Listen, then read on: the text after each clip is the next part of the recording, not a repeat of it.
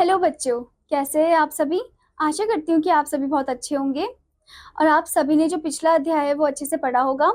तो चलिए अब हम चलते हैं हमारे छठे अध्याय पर, जो कि है गुरु नानक देव। तो चलिए जानते हैं गुरु नानक देव जी के बारे में। तो हमारे पैराग्राफ में बताया गया है, पहले पैराग्राफ में बताया गया है, गुरु नानक देव सिखों के प्रथम गुरु थे। वे सिख पंथ के प्रवर्तक थे। एक बार गुरु नानक अपने शिष्यों बाला तथा मर्दाना के साथ भ्रमण कर रहे थे। रात होने पर उन सभी को गांव में रुकना पड़ा। अब क्या होता है कि गुरु नानक देव जी जो है वो सिखों के कौन थे? प्रथम गुरु थे। ओके, फिर क्या होता है कि वे सिख प्रथान के प्रवर्तक भी थे। ओके, और आगे बताया कि एक बार क्या होता है कि गुरु नानक अपने शिष्यों के साथ और मर्दाना के साथ कहाँ पर? सैर पर जाते हैं। फिर रास्ते में गांव आता है, वो गांव पे रेस्ट करने का सोचते हैं। अब आगे क्या होता है? गांव के लोगों द्वारा सम्मान ना किए जाने पर गुरु नानक ने कहा कि भगवान करे इस गांव के लोग अपने गांव में इसी तरह बसे रहे।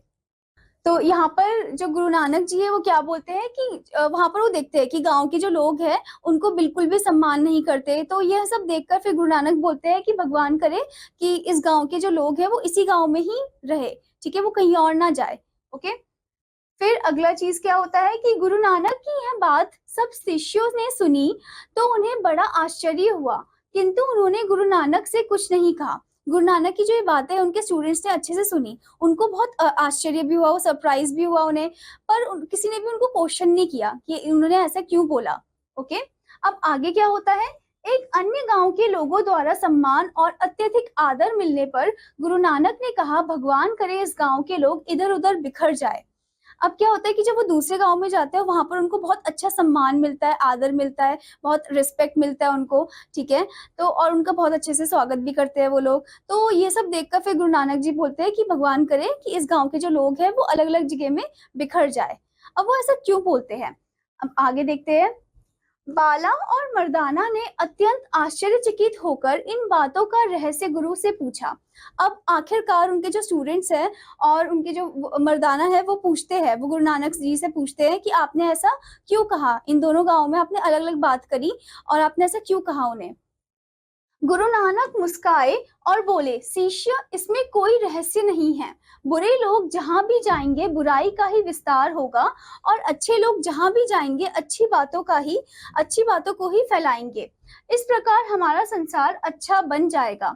गुरु नानक की बात सुनकर उनके शिष्यों का भ्रम दूर हो गया। अब यहाँ पर जो गुरु नानक है वो मुस्कुराते हैं पहले तो क्वेश्चन सुनकर, फिर वो बोलते हैं कि जो बुरे लोग हैं, अगर बुरे लोग मतलब एक ही जगह में रहेंगे तो उनकी बुराई एक ही जगह तक सीमित रहेगी। ओके, पर अगर वो जो बुरे लोग हैं वो अलग अलग जगह में स्प्रेड हो जाएंगे, बिखर जाएंगे, वहां पर वो क्या करेंगे? फिर अपनी बुराई को फैलाएंगे। वहीं दूसरी तरफ जो अच्छे लोग हैं वो एक ही जगह में रहेंगे तो अच्छाई तो रहेगी, पर वो अगर दूसरी जगह में ऐसे बिखर जाएंगे, स्प्रेड हो जाएंगे, तो वो दूसरी जगह भी अच्छाई फैलाएंगे। तो उनके कहने का मतलब यही था कि जो बुराई है अगर वो दूसरी जगह से स्प्रेड हो जाएगी तो बुराई का ही फिर विस्तार होगा, पर अगर जो अच्छाई है वो दूसरी जगह स्प्रेड होगी तो अच्छाई का विस्तार होगा। ओके, लास्ट में गुरु नानक की जो बात ये जब उनके शिष्य सुनते हैं तो उनका जो क्वेश्चन था वो दूर हो जाता है, उनका जो वो जो डाउट में थे, कंफ्यूज थे, वो सब दूर हो जाता है। अब हमें इस अध्याय से क्या शिक्षा मिलती है? हमें गुरु नानक देव की शिक्षाओं को अपनाकर उनका प्रचार प्रसार अपने आसपास करना चाहिए। गुरु नानक की जो शिक्षा है उनको अपनाकर उनका जो प्रचार प्रसार है वो अपने आसपास के लोगों को भी बताना चाहिए कि वो क्या बोलते थे। ओके, आशा करती हूँ बच्चों कि आपको यह अध्याय अच्छे से समझ में आया होगा और आप इन सभी बातों को फॉलो करें। अब मैं आपको मिलूंगी अगले अध्याय में, तब तक के लिए धन्यवाद बच्चों।